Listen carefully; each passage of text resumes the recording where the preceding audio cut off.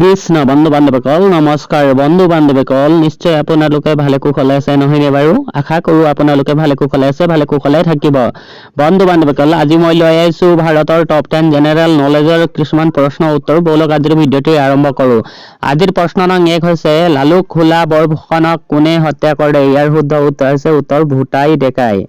আজিৰ প্ৰশ্ন নং 2 হৈছে স্বৰ্গদেউ ৰুদ্ৰসিংহৰ আহোম নাম কি আছিল? ইয়াৰ শুদ্ধ উত্তৰ হৈছে চুক্ৰামফা।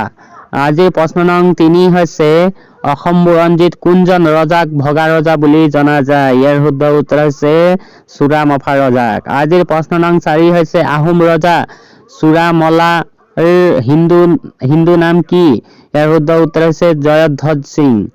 আজিৰ প্ৰশ্ন নং 5 হৈছে কোনজন আহোম ৰজাই বৰবৰুৱা পদৰ সৃষ্টি কৰে? ইয়াৰ শুদ্ধ উত্তৰ হৈছে চুচেনফা ৰজাই। আজিৰ প্ৰশ্ন নং 6 হৈছে প্ৰথম আহোম বৰবৰুৱা কোন আছিল?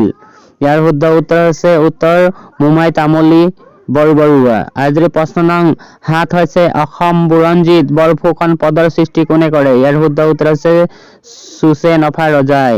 আজিৰ প্ৰশ্ন নং 8 হৈছে অসমৰ কোনজন ৰজাক কুজা ৰজা বুলি কোৱা হয়?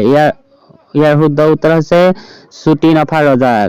আজিৰ প্ৰশ্ন নং 9 হৈছে কোনজন আহোম ৰজাই ছত্ৰভংগ যুগ হোৱা বুলি দৈৱজ্ঞসকলে কৈছিল? ইয়াৰ শুদ্ধ উত্তৰ হৈছে শিৱসিংহ। আজিৰ প্ৰশ্ন নং 10 হৈছে স্বৰ্গদেউ ৰুদ্ৰসিংহৰ আহোম নাম কি আছিল? ইয়াৰ শুদ্ধ উত্তৰ হৈছে চুক্ৰামফা। বন্ধু বান্ধৱীসকল আজিৰ প্ৰশ্ন উত্তৰ ভিডিঅ' ইমানতে অন্ত পৰিছে। যদিহে ভিডিঅ'টি আপোনালোকক ভাল লাগে তেতিয়াহ'লে যিমান পাৰে লাইক কৰি দিব, শ্বেয়াৰ কৰি দিব, আৰু যদিহে আপুনি মোৰ চেনেলত নতুনকৈ আহিছে তেতিয়া মোৰ চেনেল ছাবস্ক্ৰাইব কৰি থৈ দিব বুলি আশা ৰাখিলোঁ। ধন্যবাদ বন্ধু বান্ধৱীসকল। জয় আই অসম, জয় ভাৰত, বন্দে মাতৰম।